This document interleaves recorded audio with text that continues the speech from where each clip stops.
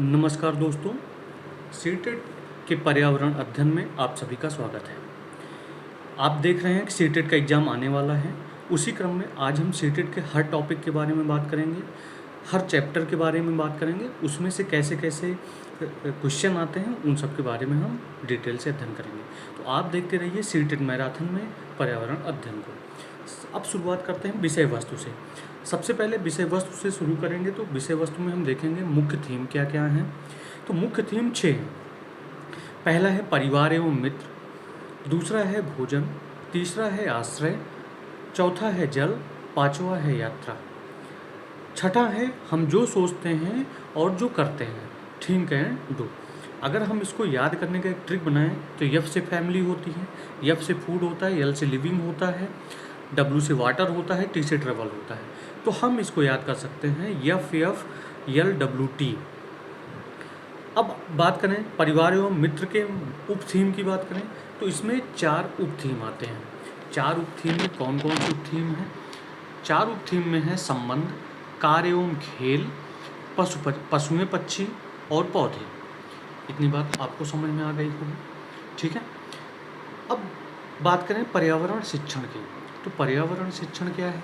पर्यावरण शिक्षण का मतलब है परिधन आवरण। पर्यावरण का मतलब होता है परिधन आवरण। परि का मतलब चारों ओर और आवरण का मतलब घेरा।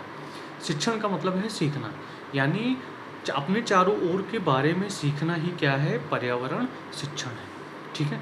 ये बात आपको समझ में आ गई होगी। पर्यावरण के बारे में जाने तो पर्यावरण के प्रकार के बारे में हम जानेंगे। पर्यावरण 3 प्रकार का होता है: एकल परिवार, संयुक्त परिवार, विस्तारित परिवार। एकल परिवार की बात करें तो एकल परिवार में प्राथमिक परिवार आते हैं, संयुग्मित परिवार आते हैं, एकल अभिभावक परिवार आता है, माता पिता व बच्चे आते हैं। विवाहित जोड़े पर केंद्रित होता है एकल परिवार। अब संयुक्त परिवार की बात करें तो संयुक्त परिवार गैर वंशीय वंश समूह के सदस्य होते हैं। जीवन साथी व संतान और सदस्यों के साथ अन्य सदस्य भी इसमें शामिल होते हैं। संयुक्त परिवार में पितृसत्तात्मक संयुक्त होते हैं। एक वृद्ध व्यक्ति, उसकी पत्नी, बेटे और अविवाहित बेटियां भी होती हैं। विस्तारित परिवार, विस्तारित परिवार में कम से कम 3 पीढ़ियां, दादा दादी और विवाहित संतानें और नाती पोते। अब हम बात करेंगे कि परिवार कैसे बनाए जाते हैं, परिवार में संबंध किस प्रकार के होते हैं। तो परिवार में 3 प्रकार के संबंध होते हैं। पहला है कानूनी संबंध, दूसरा है रक्त संबंध, तीसरा है जन्म से संबंध। अगर कानूनी संबंध की बात करें तो कानूनी संबंध जहाँ एक या अधिक लोग कानून से जुड़े हों, जैसे पति और पत्नी का रिश्ता होता है, वो कानूनी संबंध है। रक्त संबंध कहा है क्या है? जहाँ लोग रक्त से जुड़े हों, जैसे माता पिता, चाचा, दादा दादी, भतीजे, दादा पोते, ये रक्त संबंध है। जन्म से संबंध क्या है? या रक्त संबंध नहीं होता है। माता और पिता इस श्रेणी में आते हैं, माँ और बच्चा इस श्रेणी में आता है। अब हम परिवार के उप थीम में बात करेंगे शाकाहारी जीवों के बारे में। पहला शाकाहारी जीव है स्लॉथ।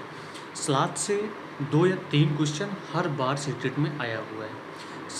स्लॉथ एक तैराक जीव है जो कि आसानी से तैर सकता है, भालू के जैसे दिखता है, पेड़ों पर निवास करता है, पेड़ पर उल्टे लटक कर 17 घंटे अपनी नींद पूरी करता है, जीवन काल में 40 वर्ष तक जीवित रहता है।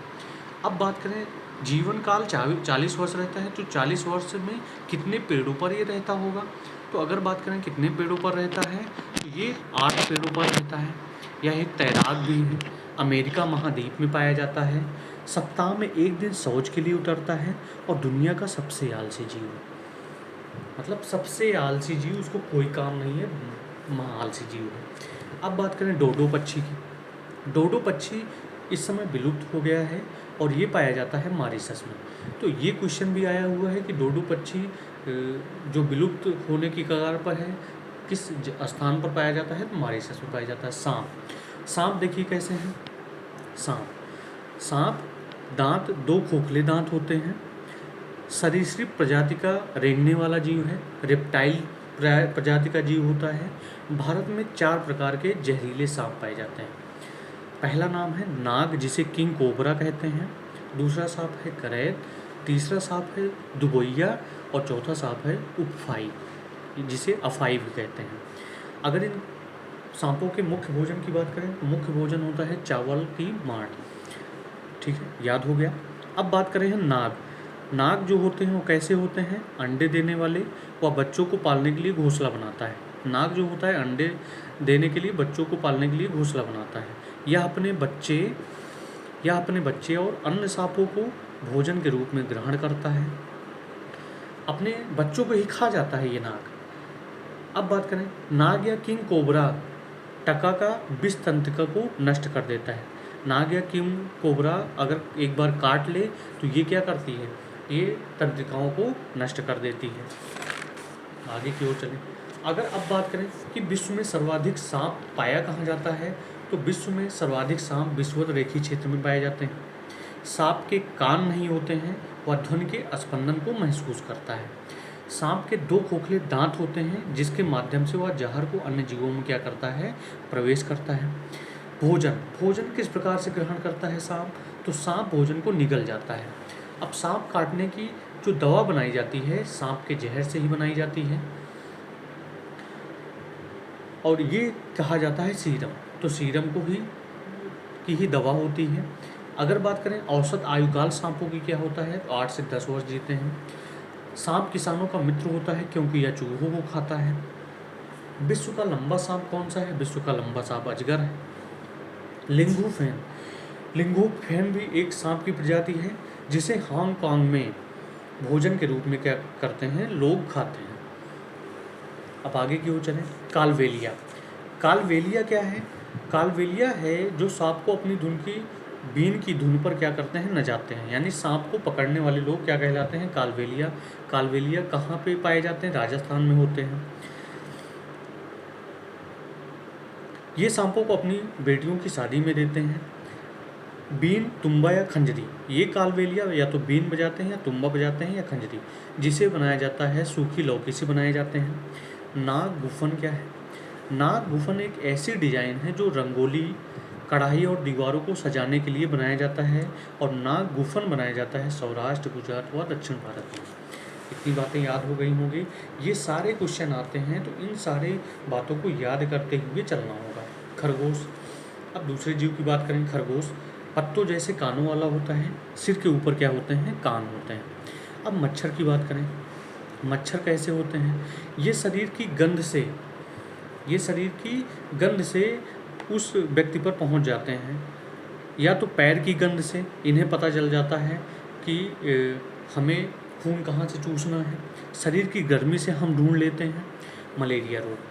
अब मच्छर के काटने से आप जानते हैं कौन सा रोग होता है? मलेरिया रोग होता है। लेकिन मलेरिया रोग का जो वाहक का काम करता है मादा एनोफिलीज मच्छर करते हैं। मच्छर पानी में अंडे देते हैं जिसे लार्वा कहते हैं। लक्षण क्या होता है मलेरिया में? कंपकपी के साथ ठंड लगना। दवा सिनकोना पेड़ की छाल या कुनैन का हम यूज करते हैं। मच्छर से रोग कौन कौन से होते हैं? मच्छर से मलेरिया होता है, डेंगू होता है, चिकनगुनिया होता है। अब बात करें मच्छर के परजीवी।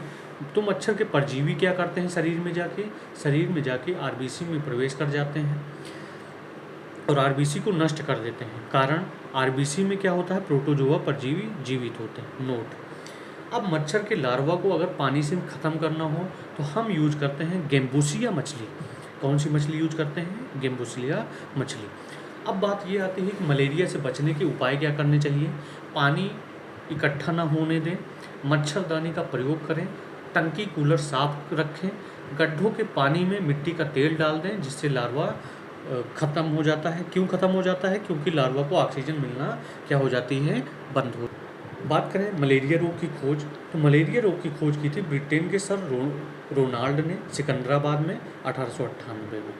1902 में मलेरिया रोग की खोज के लिए इन्हें चिकित्सा का नोबेल पुरस्कार दिया गया। ठीक है। हाथी। अब हाथी की बात करें तो हाथी की क्या विशेषताएं हैं? हाथी के पंखे जैसे कान वाले जंतु होते हैं, सामान्यतः काले रंग के होते हैं। अब हाथी की अगर विशेषताएं जानें तो स्थल खंड का सबसे बड़ा जीव कौन होता है? हाथी होता है।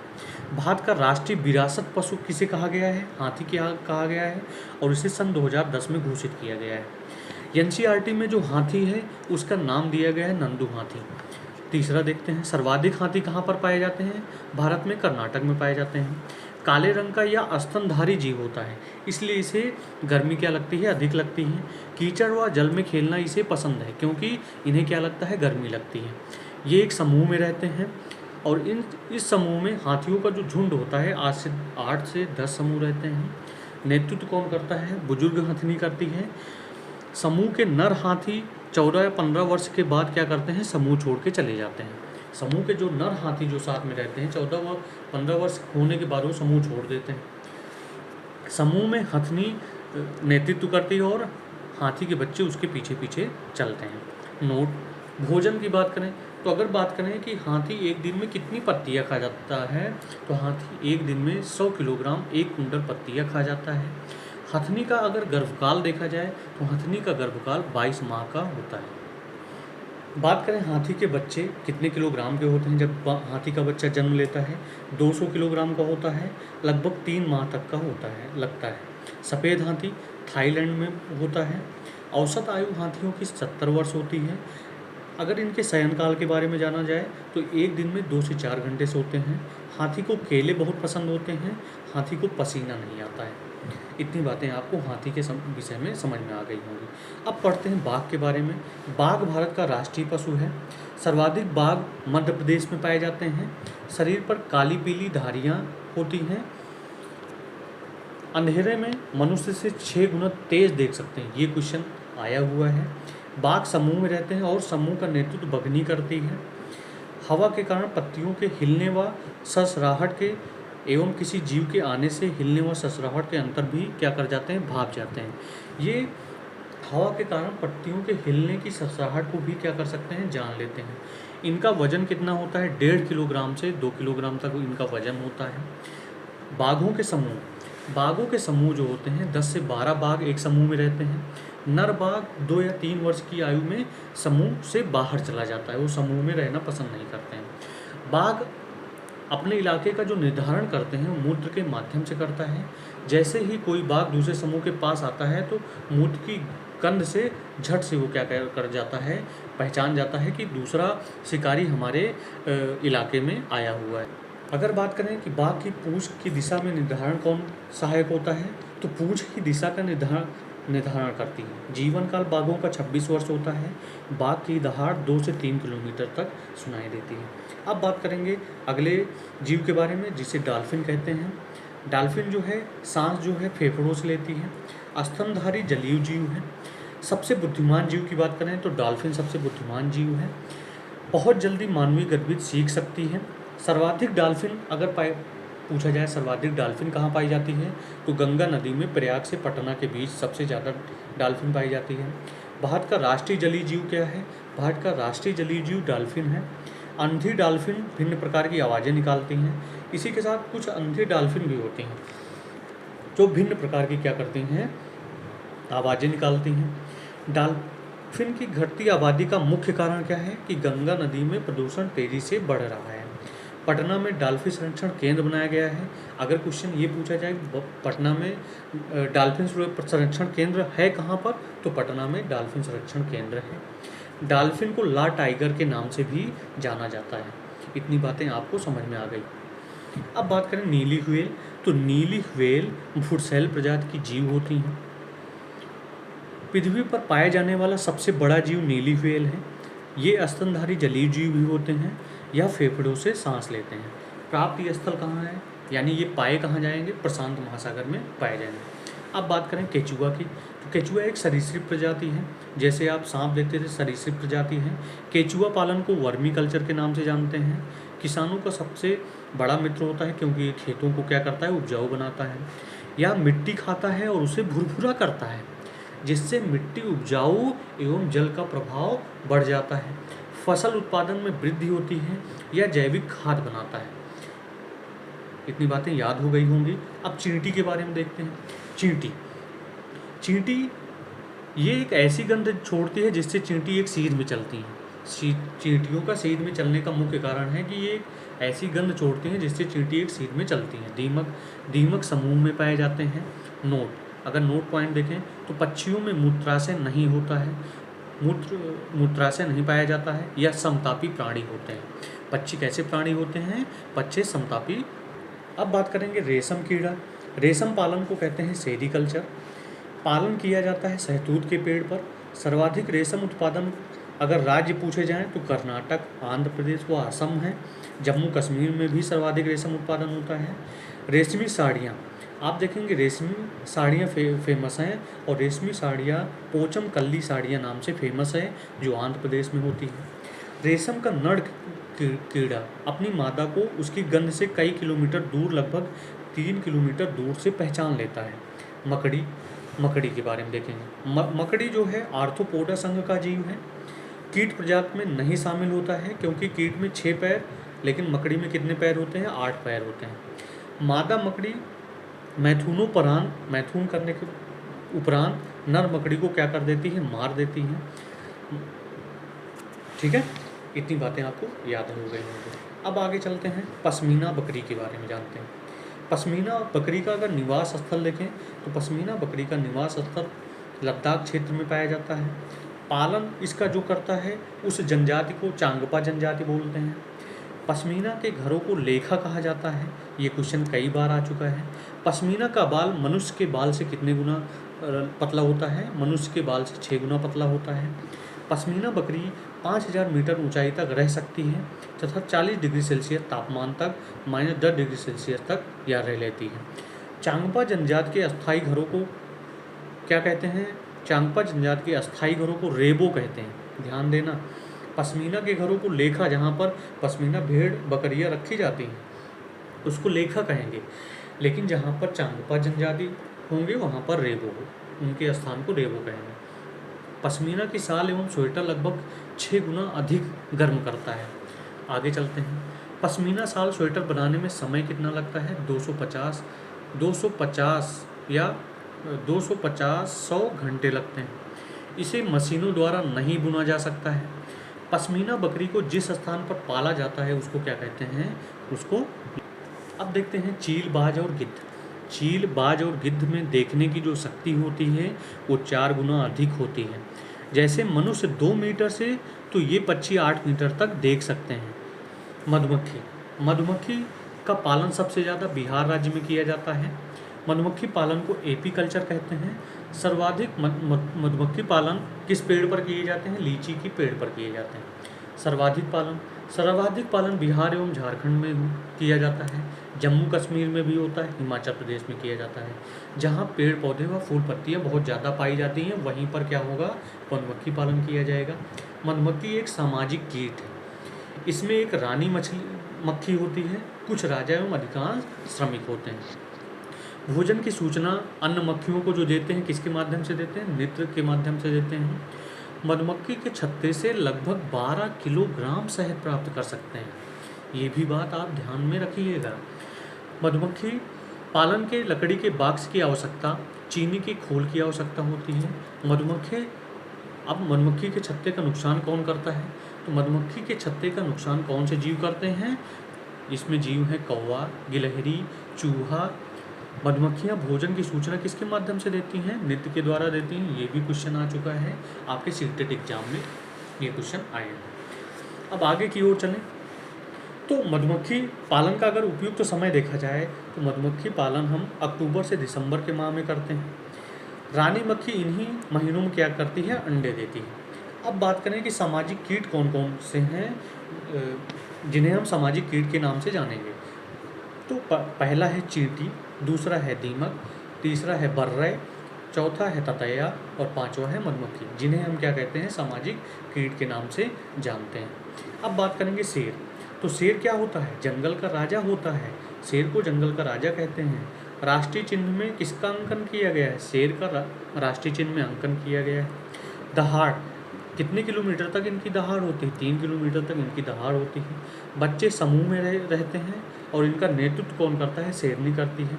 बच्चे का वजन जो होता है 2.5 किलोग्राम से 3 किलोग्राम तक इसका वजन होता है। अब बात करेंगे मकड़ी कीट वर्ग का ये अपवाद है। ये कीट वर्ग का प्राणी है लेकिन आर्थ्रोपोडा संघ में आता है। मकड़ी के 8 पैर होते हैं। सामाजिक जीव नहीं कहते हैं इन्हें। कभी भी मकड़ी समूह में नहीं रहती है। गर्भधारण के पश्चात नर को क्या कर देती है? मार देती है। मकड़ी एक सामाजिक कीट नहीं है, इतनी बात आपको याद हो गई होगी।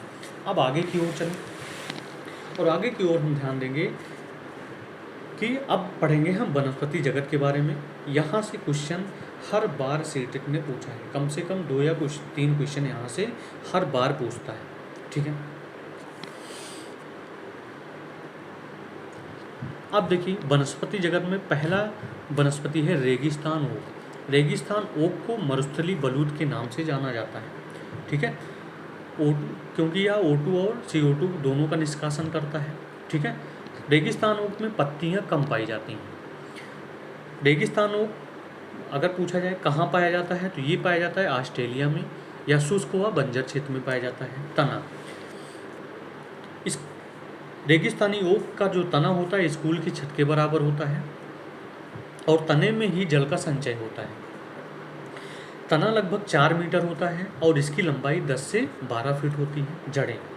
जड़ें जो हैं तने की 30 गुना गहरी जड़ें जाती हैं ज़मीन के अंदर, यानी 30 फुट गहरी 300 फुट गहरी जड़ें जो हैं ज़मीन के अंदर तक जाती हैं। अब जड़ें अंदर की ओर क्यों जाती हैं? क्योंकि वो पानी को खोजती हैं, पानी को खोजने के लिए वो नीचे से नीचे तक जाती हैं। रेगिस्तानी ओक में जल का संचय कहाँ पर होता है? तने में होता है। इसके जड़ें पानी की खोज में कहाँ तक जाएंगी? गहराई तक जाएंगी। अब इससे हानि क्या होती है? इससे हानि ये होती है कि स्थानीय निवासियों के सामने पेयजल का संकट आ जाता है, और बाद में स्थानीय निवासी पेयजल का उपयोग करने के लिए किसका प्रयोग करेंगे? इसी रेगिस्तानी ओक का प्रयोग करेंगे, ठीक है। जिस चाकू या पाइप से थैलीनुमा आकृति में संग्रहित जल का हम क्या करते हैं? उपयोग करते हैं। ऑस्ट्रेलिया में मरुस्थल क्षेत्रों का विस्तार ज़्यादा हुआ है, इसलिए इसे प्यासी धरती की क्या कहा जाता है? भूमि कहा जाता है। घटपर्णी एक कीट भक्षी पौधा है या शिकारी पौधा है, या हम सबसे चालाक पौधा का नाम जाने, सबसे चालाक पौधा घटपर्णी पौधा है। स्थल ये कहाँ पाए जाते हैं? ये पाए जाते हैं ऑस्ट्रेलिया, इंडोनेशिया और भारत के मेघालय क्षेत्र में। अगर बात करें घटपर्णी की पत्तियों का रंग कैसा होता है, तो ये हरे रंग के होते हैं। यह पौधा कीड़े मकोड़े, चूहों और मेढकों को खाता है। ये पौधे वहाँ सबसे ज़्यादा पाए जाएंगे जहाँ पर नाइट्रोजन का क्या होगा? जहाँ पर नाइट्रोजन का क्या होगा? अभाव होगा, जहाँ पर नाइट्रोजन का अभाव होता है। अतः घटपर्णी पौधे क्या करते हैं? नाइट्रोजन की पूर्ति के लिए जीवों का शिकार करते हैं। अब किस प्रकार से शिकार करेंगे? क्योंकि इसमें विशेष प्रकार की गंध निकलती है जो कि जीवों को क्या करती हैं? आकर्षित करती है।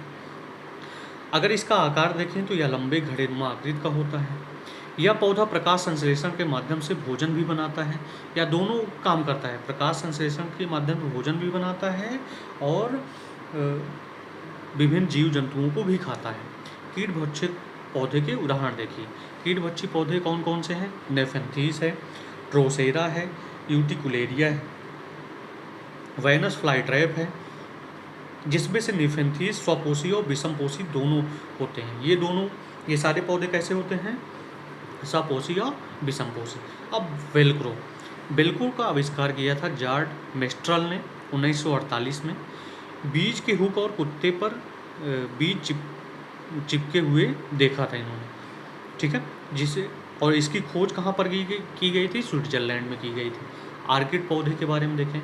आर्किड पौधा जो होता है आर्किडेसी परिवार का होता है, या उष्णकटिबंधीय क्षेत्रों में ज़्यादा मात्रा में पाया जाता है। फूलों, सुगंध, पत्ते और औषधियों में इसका यूज किया जाता है। स्थलीय तथा अन्य पौधों पर उगते हैं। आर्किड पौधे जो होते हैं स्थलीय या किसी अन्य पौधे पर भी। खेजड़ी की बात करें तो खेजड़ी जो पाया जाता है राजस्थान राज्य में पाया जाता है, या थार रेगिस्तान में पाया जाता है। यहीं पर सन 1731 ईस्वी में अमृता देवी बिश्नोई ने खेजिल गांव में खेजड़ी बिच्छू को बचाने हेतु अभियान चलाया था, जिसमें कुल कितनी महिलाएं थी? 363 महिलाएं थी। प्राप्ति स्थान क्या है? प्राप्ति स्थान है राजस्थान राज्य के थार रेगिस्तान में पाई जाती हैं। इनकी भी जड़ें पानी की खोज में भीतर तक जाती हैं, गहरी जाती हैं। ये कम पानी में भी रह सकती हैं। लकड़ी में कीड़े नहीं लगते हैं। खेजड़ी की लकड़ी में कभी भी कीड़े नहीं लगते हैं। फूलों का प्रयोग सब्जी में किया जाता है। फूलों का प्रयोग किसमें किया जाता है? सब्जी में किया जाता है। इसकी छाँव में स्थानीय बच्चे क्या करते हैं? खेलते हैं। ये जितनी बातें लिखी गई वो सारी इम्पॉर्टेंट बातें हैं, आप प्रीवियस ईयर का क्वेश्चन पेपर उठा लेंगे, ये सारे टॉपिक सारे चीज़ें उसमें आई हुई हैं। अब बात किया जाए खेजड़ी के छाल का प्रयोग किस में करते हैं, दवा बनाने में करते हैं, और पत्तियों का उपयोग चारा के रूप में करते हैं। अगर पूछा जाए सबसे छायादार वृक्ष कौन सा है, तो सबसे छायादार वृक्ष खेजड़ी है। इसके छाँव में बच्चे क्या करते हैं, खेलते हैं। यह राजस्थान का राजकीय वृक्ष है। अब बात करें लाइकेन की, तो लाइकेन एक प्रदूषक सूचक प्राकृतिक यंत्र होता है। यह एक सजीवी पौधा है, क्योंकि यह कवक और शैवाल के बीच सहजीविता पर निर्भर करता है। इसका रंग कैसा होता है, सफ़ेद रंग का होता है। क्लोरोफिल लाइकेन पर कभी नहीं पाया जाता है, क्योंकि भोजन के लिए शैवाल कवक या शैवाल पर डिपेंड होता है। भोजन प्राप्ति कहाँ पर होती है, सड़े गले स्थानों पर इसकी भोजन की प्राप्ति होती है। अगर बोला जाए कि लाइकेन किस प्रकार का जन्म होता है इसमें, तो प्रजनन करते हैं कायिक विधि द्वारा, अलैंगिक विधि द्वारा और लैंगिक विधि द्वारा। शैवाल एक स्वपोषी पौधा है। ये हरे रंग का होता है और इसमें क्लोरोफिल भी पाया जाता है। शैवाल जो है पानी और CO2 का उपयोग किसके रूप में करता है, कच्चे माल के रूप में करता है। अब नोट पॉइंट देखिए कौन कौन से क्वेश्चन आ सकते हैं। लाइकेन वायु प्रदूषक का सूचक होता है। जब जल वातावरण में एसिडिटी की मात्रा बढ़ जाती है तो लाइकेन स्वतः क्या हो जाते हैं, सूख जाते हैं। ताजमहल के पीला पड़ने का मुख्य कारण कौन सी गैस है, SO2 गैस है। ताजमहल के पास मथुरा तेल शोधन करने वाली फैक्ट्री है, जिससे SO2 गैस निकलती है। अतः ताजमहल के चारों ओर लाइकेन लगवाया गया है।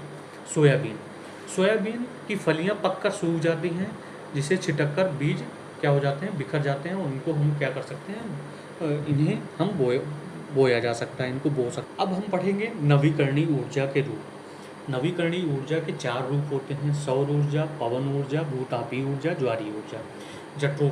जट्रोफा ब्राज़ील का मुख्य पौधा है।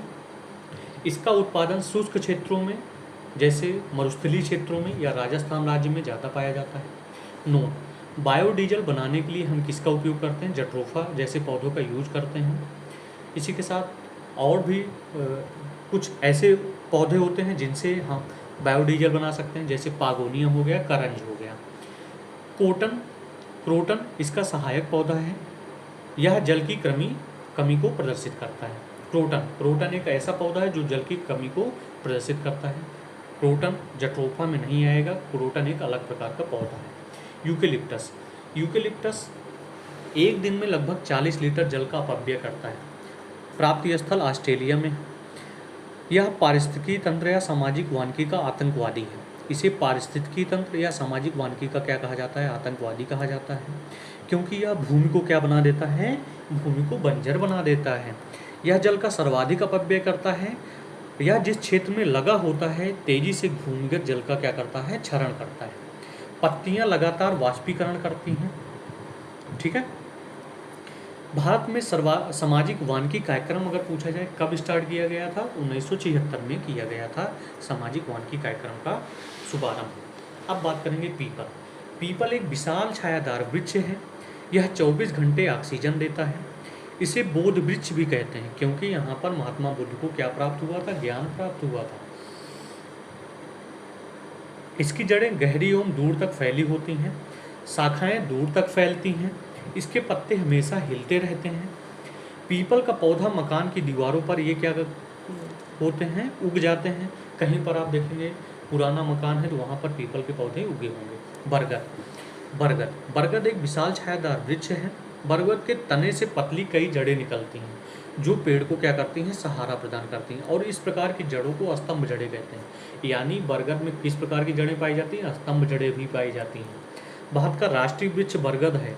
बरगद के पेड़ पर विभिन्न जीव जंतु रहते हैं, इसलिए इस पर जैव विविधता सबसे अधिक पाई जाती है। सबसे अधिक जैव विविधता वाला वृक्ष अगर पूछा जाए तो कौन सा है, बरगद।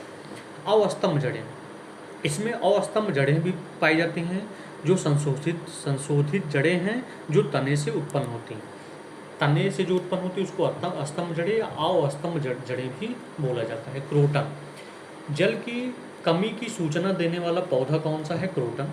क्रोटन की जड़ें उथली होती हैं। जब खेतों में नमी कम हो जाती है तो इससे क्या होता है, क्रोटन सूख जाता है और पता चल जाता है कि मुख्य फसल में क्या किसकी कमी है, सिंचाई की कमी है, और वहाँ पर हम क्या करते हैं, सिंचाई करते हैं।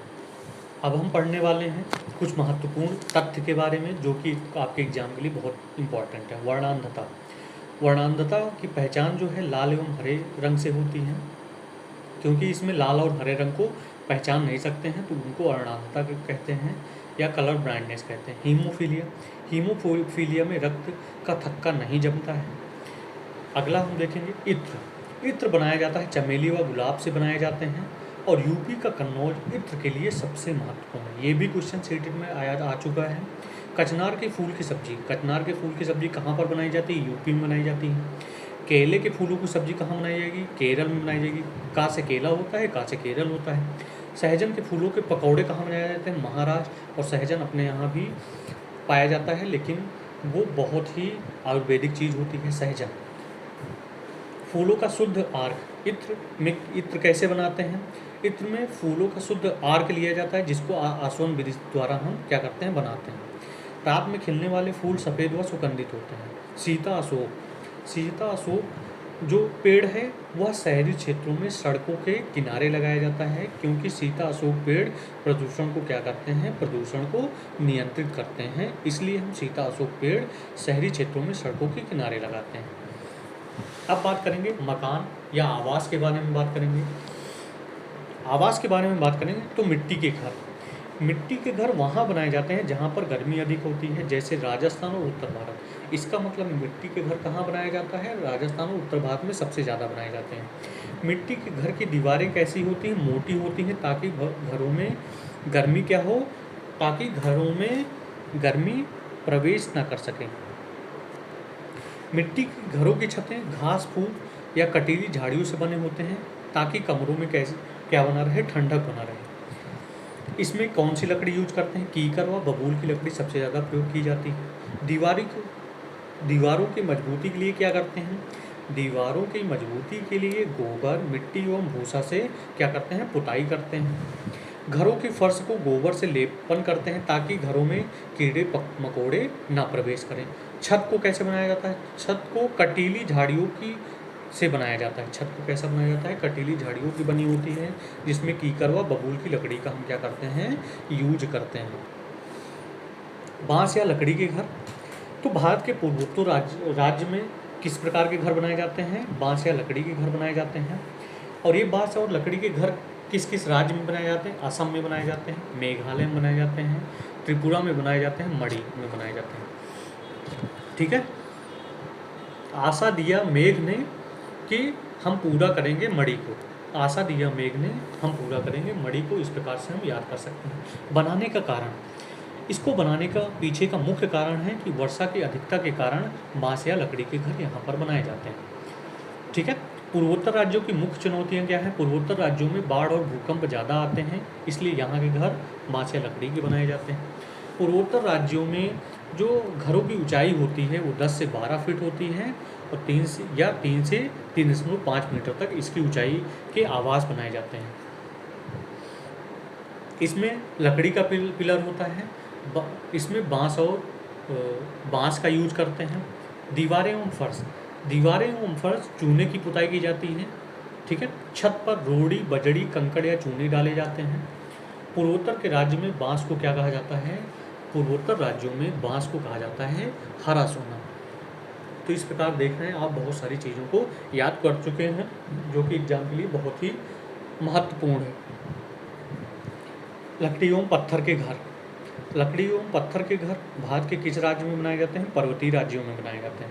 मुख्यतः जम्मू कश्मीर एवं लेह के लद्दाख में, हिमाचल प्रदेश में, कुल्लू मनाली व शिमला में, उत्तराखंड के गढ़वाल क्षेत्र में, अरुणाचल प्रदेश में रिश्तेदारों को ठहराने के लिए बनाए जाते हैं लकड़ी एवं पत्थर के घर। पर्वतीय क्षेत्रों की मुख्य चुनौतियाँ अगर देखें हम क्या है, तो पर्वतीय क्षेत्रों में बादल फट जाते हैं यानी बहुत अधिक बारिश होती है, चट्टानों को खिसकने का डर रहता है, भूकंप बहुत अधिक आते हैं, बाढ़ का खतरा बना रहता है और बर्फबारी बहुत ज़्यादा होती है। अब यहाँ पे जो पर्वतीय क्षेत्रों में जो घर बनाए जाते हैं वो 2 मंजिले के घर होते हैं। प्रथम तल का इस्तेमाल भेड़ बकरियों को रखने के लिए करते हैं या अनाज रखने के लिए करते हैं। द्वितीय तल का काम आवास के लिए किया जाता है। यहाँ की दीवारों को पत्थर से बनाया जाता है तथा समय समय पर चूने से पुताई की जाती है। चूने से पुताई करने के कारण घरों में कीड़े या मकोड़े प्रवेश नहीं करते हैं। फर्श किस प्रकार का होता है? यहाँ पर फर्श लकड़ी का बनाया जाता है ताकि शीत के प्रभाव से बचा जा सके, ताकि ठंड से बचा जा सके, क्योंकि लकड़ी क्या होती है, ऊष्मा की कुचालक होती है। छतों का इस्तेमाल अनाज सुखाने के लिए किया जाता है। छत कैसे बनाए जाते हैं? ढालू बनाए जाते हैं ताकि बारिश वारिश होने पर वो पानी नीचे की ओर आ जाए। अब बात करेंगे हम लद्दाख के घरों की विशेषताएं क्या होती हैं। तो लद्दाख के घर सफ़ेद पत्थर के सुंदर मजबूत घर होते हैं। घर 2 मंजिला होता है। पत्थरों को काट कर एक के ऊपर रख कर बनाया जाता है। मिट्टी व चूने से क्या की जाती है? पुताई की जाती है। अंदर से घर छप्पर जैसा होता है। लकड़ी की सीढ़ियाँ होती हैं। सर्दी के दिनों में परिवार भी पहली मंजिल पर होता है। छत को मजबूत बनाने के लिए पेड़ों के मोटे तने लगाए जाते हैं। छतों पर लाल मिर्च, सीताफल, मक्का, धान आदि सुखाते हैं। अगर पूछा जाए छतों पर कौन कौन से फल सुखाते हैं, कौन कौन से चीज़ें सुखाते हैं, लाल मिर्च, सीताफल, मक्का, धान और सुखाते हैं लद्दाख। अब बात आई लद्दाख में किस प्रकार से बच्चे एक जगह से दूसरी जगह जाते हैं। तो लद्दाख में बच्चे जो स्कूल जाते हैं वो ट्रॉली से जाते हैं, या यह ट्रॉली कैसे होती? पुली की मदद से सरकती हुई जाती है, जिसमें 2 खंभे लगे होते हैं और 2 खंभे के बीच में तार लगे होते हैं। एक ट्रॉली में 4 या 5 बच्चे जा सकते हैं। बल्लम अब बात करेंगे कि बच्चे अपने स्कूल जाने के लिए कहाँ पर किस किस जगह पर क्या चीज़ें यूज करते हैं। बल्लम का यूज केरल में किया जाता है और बल्लम लकड़ी की एक छोटी नाव होती है, क्योंकि केरल में बारिश अधिक होती है तो केरल में नदियों को, तालाबों को पार करने के लिए बल्लम का प्रयोग करते हैं। ऊँट गाड़ी का प्रयोग राजस्थान में करते हैं। बच्चे स्कूल जाने के लिए किसका प्रयोग करते हैं? ऊँट गाड़ी का प्रयोग करते हैं। जुगाड़ गाड़ी का प्रयोग गुजरात में करते हैं, जो कि फटफट की आवाज़ करती है, और जुगाड़ गाड़ी से ही बच्चे कहाँ पे जाते हैं? स्कूल जाते हैं। ऊबड़ खाबड़ पथरीले रास्ते कहाँ पर हैं? उत्तराखंड में ऊबड़ खाबड़ और पथरीले रास्ते हैं, और वो कहाँ पे हैं? उत्तराखंड में। अब बात करेंगे चांगपा एक जनजाति है। अब इसके बारे में हम जानेंगे। चांगपा में 5000 लोग रहते हैं। चांगपा लोग घुमंतू होते हैं। पूंजी इनकी क्या होती है? भेड़ बकरियाँ। पालन पश्मीना बकरी की करते हैं।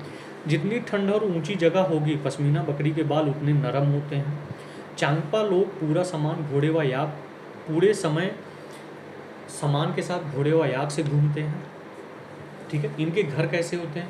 ये तिकोने टेंट बना के रहते हैं। याक के बालों से बुनाई करके पट्टियाँ बनाते हैं। टेंट लगाने की पट्टियों में किसका यूज करते हैं? 9 डंडियों के सहारे जमीन पर बंधी होती है। टेंट लगाने से पहले जमीन में 2 फुट गड्ढा कर देते हैं। टेंट रेबो के बीचों बीच खुला छेद होता है जहाँ से चूल्हे की धुआं निकलती है। इस टेंट को रेबो कहा जाता है, और रेबो के बीचों बीच से खुला छेद होता है जिससे चूल्हे की धुआं निकलती है। तापमान 0 से नीचे डिग्री तथा हवा 70 किलोमीटर पर घंटे की गति से चलती है। यहाँ पर जो तापमान होता है लद्दाख में, तापमान 0 से भी नीचे होता है और हवा 70 किलोमीटर पर आवर की गति से चलती है। रेबो के पास भेड़ बकरियों के घर बनाते हैं जिसे लेखा कहते हैं। यह चट्टानों से बनाए जाते हैं। ठीक है, इतनी बातें आपको समझ में आ गई होगी। अब लेखा देखिए किस प्रकार से बनाए जाते हैं। इसमें दोनों तरफ पत्थर लगे होते हैं, ऊपर लकड़ियों मोटे मोटे लकड़ियों लगाई जाती हैं। ठीक है, छत बनाई जाती है और बीच में रहने का स्थान होता है, जिसे क्या कहते हैं? जिसे लेखा कहते हैं। अब बात करें श्रीनगर के घर किस प्रकार से होते हैं, केरल या श्रीनगर के घर कैसे होते हैं। तो लकड़ी और मिट्टी के घर जिनमें सर्दियों में कोई नहीं रहता। लकड़ी और मिट्टी के घर बनाए जाते हैं जिनमें सर्दियों में कोई नहीं रहता। जनजाति यहाँ पर बकरवाल जनजाति पाई जाती हैं जो कि केवल गर्मी में रहती हैं। झील, यहाँ पर डल झील पाई जाती है। यहाँ पर शिकारे नाव से घूमा जाता है, और जिस नाव से घूमा जाता है उसको बोला जाता है शिकारा। श्रीनगर में हाउस बोट में रहते हैं लोग। यह हाउस बोट 80 फुट लंबा होता है, 8 से 9 फुट चौड़ा होता है। छतें इसकी लकड़ी की सुंदर नक्काशी द्वारा बनी होती हैं जिसे ख़त्म बंद कहते हैं। अगर श्रीनगर में लकड़ी की जो सुंदर नक्काशी की जाती है छतों की, उसको हम क्या कहते हैं? खत्मबंद कहते हैं। जिक्सा पजल जैसे दिखते हैं। बोट की तरह लकड़ी के डोंगे पानी में तैरते हैं। यहाँ पर जो नदी बहती है वो झेलम नदी बहती है। नोट पॉइंट नोट करके इसको ध्यान में रखिएगा कि कश्मीर के गाँव में पत्थरों को काट कर उसके ऊपर मिट्टी की पुताई की जाती है। लकड़ी का इस्तेमाल करके घरों की छत ढलवा बनाई जाती है। पुराने घरों की कालियत पत्थर, ईंट और लकड़ी से बनते हैं। खिड़कियों पर जो डिजाइनदार बनाए जाते हैं उनको बोला जाता है मेहराब। जो डिजाइन बनाई जाती है खिड़कियों पर उसको बोलते हैं मेहराब। ठीक है, तो मेहराब कहाँ के लिए फेमस है? श्रीनगर के लिए फेमस है। इग्लू, इग्लू जो है बर्फ का घर होता है जिसे इग्लू कहते हैं, और यह घर ध्रुवीय क्षेत्रों में बनाया जाता है। इग्लू में एस्किमो जनजाति रहती है। बर्फ के घरों की दीवारें दोहरीकरण युक्त ताकि अंदर की ऊष्मा बाहर ना जा सके। दरवाजे बहुत छोटे होते हैं ताकि ठंडी हवा घरों में प्रवेश ना कर सके। दीवारें बर्फ के टुकड़ों के सॉकेट से बनाए जाते हैं। कमरे को गर्म रखने के लिए पशुओं की क्या प्रयोग किया जाता है? पशुओं की खाल का प्रयोग किया जाता है। डोंगे, डोंगे देखिए किस प्रकार से होते हैं। डोंगे मछुआरों द्वारा प्रयोग किया जाता है। ये नक्काशी रहित होते हैं। और डोंगे कहाँ बनाए जाते हैं? लद्दाख में डोंगे बनाए जाते हैं। डोंगे लद्दाख में रहने की जगह होती है। अब बात करते हैं पक्षियों के आवास के बारे में। पक्षियों का आवाज़ किस प्रकार से बनाया जाता है, कैसे होता है? घोंसला, पहला पढ़ेंगे घोंसला। तो घोंसला कैसा होता है? पक्षी घोंसला क्या होता है? पक्षी जो होते हैं घोंसला कहाँ पर देते हैं? अंडा कहाँ पर देंगे? घोंसले में देंगे। तो पक्षी घोंसला अंडा देने के लिए बनाते हैं। अलग अलग पक्षियों के घोंसले अलग अलग होंगे। ये पक्षी अलग अलग वस्तुओं का इस्तेमाल करते हैं घोंसला बनाने में। और पक्षियों को के दुश्मन से बचने के लिए ये क्या बनाते हैं? घोंसला, जैसे मनुष्य, गिलहरी, बिल्ली, चूहे। अब बात करें इंडियन रॉबिन या कलचड़ी की बात करें, जिसे इंडियन रॉबिन कहा जाता है। ये सड़क के किनारे पत्थरों के बीच घोंसला बनाते हैं। अगर इनका पूछा जाए घोंसला कहाँ बनाते हैं, तो सड़क के किनारे पत्थरों के बीच घोंसला बनाते हैं। कलचड़ी घोंसला घास से बनाती हैं। उसके ऊपर नाजुक टहनियाँ, पतली जड़ें या ऊन एवं बाली रुई का प्रयोग करती हैं। ठीक है, अब बात करें कौवा। तो कौवा देखिए, कौवे की चोंच और पंख काले होते हैं। कौवा सर्वाहारी होता है, रंग काला भूरा होता है। घोंसला, पेड़ की ऊंची डाल पर घोंसला बनाती हैं। घोंसले के लिए उपयुक्त सामग्री लोहे के तार, लकड़ी की शाखाओं का प्रयोग होता है। कोयल, अब बात करेंगे कोयल। कोयल का रंग होता है काला और नीला। कोयल कभी भी घोंसला नहीं बनाती है। ये कोयल कौवे के घोंसले में ही अंडी देती हैं, और कौवा ही उनके अंडों को अपना अंडा समझकर क्या करता है? सेता है। ठीक है, अब बात करें जुलाही, जिसे बीबर पक्षी के नाम से जानते हैं। इसका घोंसला लालटेन की तरह ताड़, बबूल या बेर के पेड़ पर बनाया जाता है। बीबर में केवल नर पक्षी ही घोंसला बनाते हैं। मादा पक्षी उन नर पक्षियों के घोंसले को देखने आती है। नर बीबर पक्षी का ही घोंसला बनाते हैं। उनमें से मादा बीबर पक्षी जिसे पसंद करती है उसी में अंडे देती है। मादा बीबर पक्षी जिसमें पसंद करेगी उसी में क्या करेगी? अंडे देगी। दर्जन पट्टी, दर्जन चिड़िया, जिसे टेलर बर्ड कहते हैं, क्योंकि यह घोंसला अपनी चोंच द्वारा बनाती है। किस प्रकार से बनाएगी? यह अपनी नुकीली चोंच से पत्तों को सिल लेती है, उसके बीच बनी थैली में अंडे देती है और सीकर क्या बनाती है? घोंसला बनाती है। शक्कर खोरा पक्षी, इसका घोंसला किसी छोटे पेड़ या झाड़ी की डाली पर बनाती है। इसका घोंसला लटकता हुआ रहता है, और इस घोंसले में सामग्री कौन कौन सा यूज करते हैं? बारीक घास, पतली टहनियाँ, पेड़ के छाल के टुकड़े, सूखे कपड़ों के निचोड़ एवं बाल। और ये शक्कर खोड़ा जो होते हैं जोड़े में रहते हैं। ये पक्षी जोड़े में रहते हैं, साथ साथ में अपना घोंसला बनाते हैं। कबूतर अपना घोंसला पुराने मकान या खंडहरों में बनाते हैं। कबूतर भूरे पंख और गुलाबी अंग होते हैं। गौरैया की बात करें तो ये अपने घोंसले को घरे के छज्जों, अलमारी के ऊपर या शीशे के पीछे बनाते हैं। घोंसला कबूतर के जैसे बनाते हैं। घोंसला कबूतर के जैसे कबूतर बनाएगा वैसे ही घोंसला गौरैया बनाते हैं, किसी खंडहर में रह लेंगी। फाख्ता अपना घोंसला कैक्टस या मेहंदी के पेड़ पर बनाते हैं, और ये हमेशा जोड़े में रहते हैं। चील तथा गिद्ध ये मरे जानवरों को खाते हैं। चील फाड़ कर खा सकते हैं। इन्हें चूहे खाना बहुत पसंद है। लगातार कई वर्षों तक उपयोग किया जाता है। चील की अंडाकार पूंछ होती है। ये घोंसला सबसे ऊंचे पेड़ पर बनाते हैं और घोंसला 4 से 5 फुट का होना चाहिए।